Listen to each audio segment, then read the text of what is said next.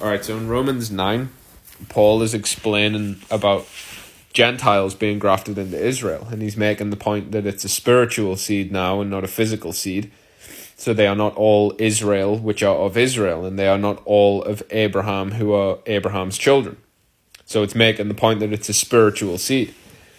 And it's all about, this is how salvation came to the Gentiles, that it's no longer a physical seed, but a spiritual seed. So if the Gentiles repent and obey God, they'll be grafted into Israel.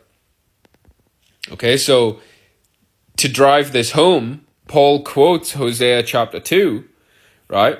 And he's saying, and so concerning the Gentiles, as it is written in Hosea, but it says Osi for some reason, but in Hosea, I will call them my people which were not a people, right? Or I will make them my people which were not a people, right? And he's talking about the Gentiles here.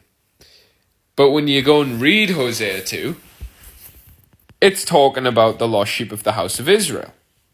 That he forsook the house of Israel because they did pagan idolatry, but he's going to disperse them into the Gentiles, but then he's going to bring them back. Well, it was when they were out in the Gentiles that Yeshua came and refreshed the covenant, and so it became this spiritual seed instead of a physical seed.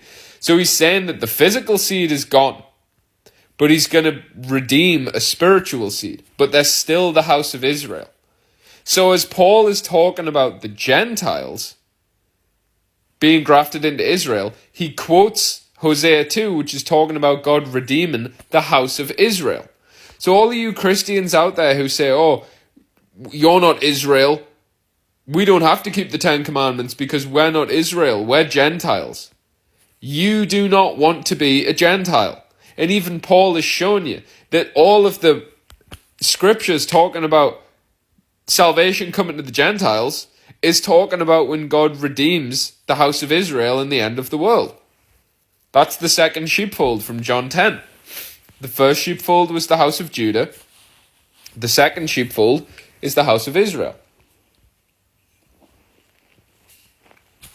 All the time I talk about this, but Ephesians 2, read Ephesians 2. Remember when you were a Gentile, when you were without God, without hope, without the Messiah, strangers from the covenants of promise, and aliens from the commonwealth of Israel.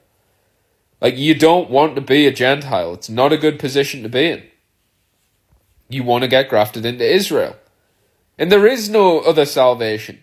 There is no salvation for Gentiles who remain Gentiles. There's salvation for Gentiles who repent and become Israel.